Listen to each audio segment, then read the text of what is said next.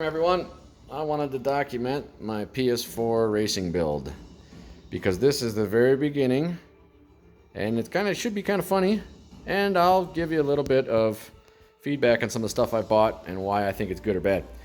But honestly good. I don't have anything bad to say about anything.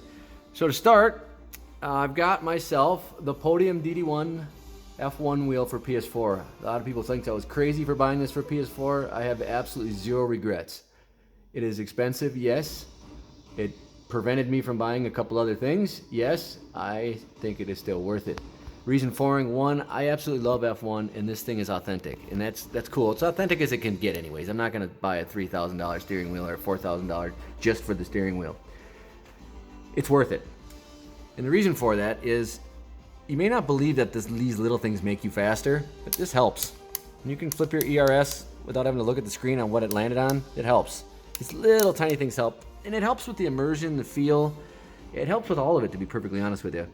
And again, if you like F1, you probably want to feel like you can do that yourself, even though today's drivers really are on auto more than anything, unless they manually override. However, we do like, like the pit button. Sorry, the focus sucks. The pit button and the radio button and the, it's like temperature button, look behind, and DRS, and it's got multiple paddles on the back, so I'll use, these two are for or one on each side for up and down. This is for bite point clutch, or you can set it up as separate analog. I don't actually use them.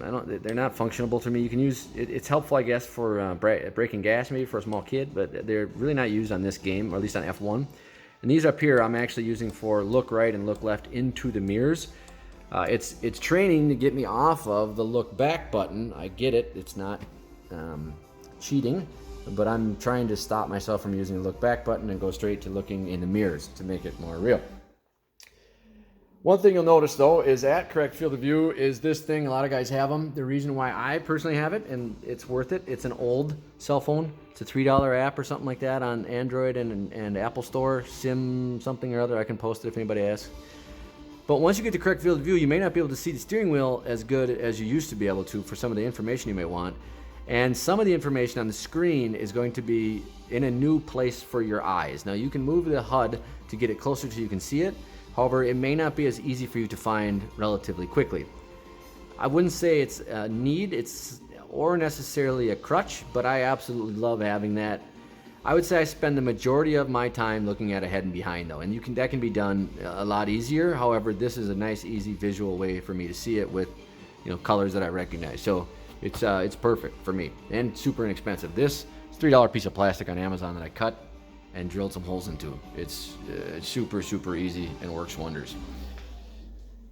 The stand is the next level racing stand. I love the stand. It's built like a tank. Honestly, there's not one wobbly bolt, nut, washer, nothing's loose, and I rushed that thing together. I mean, there's not a drop of Loctite on it, and it's still perfect.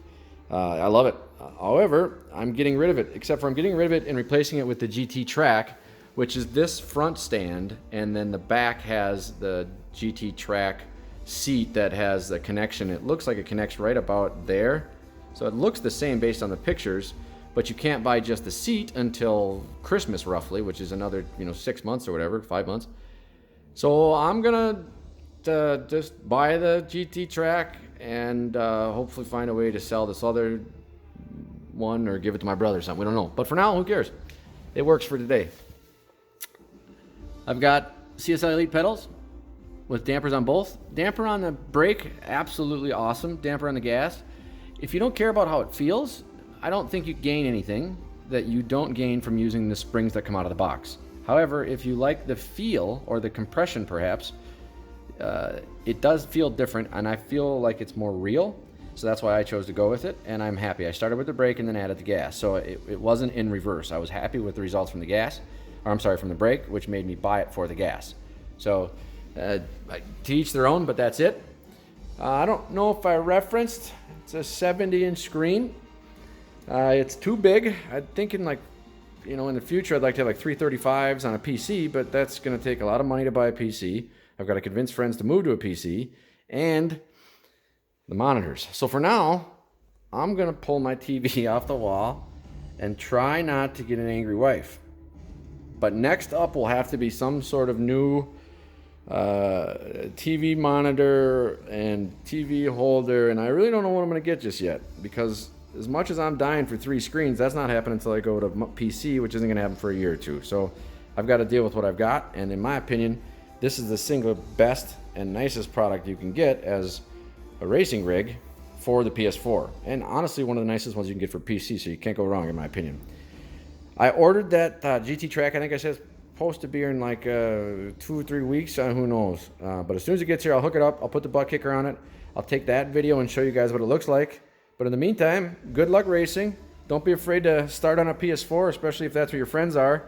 F1 cars sit in the middle. You're really not losing that much view if you can get to about 78 degrees or roughly field of view. If you have any questions, let me know. Good luck racing, everybody.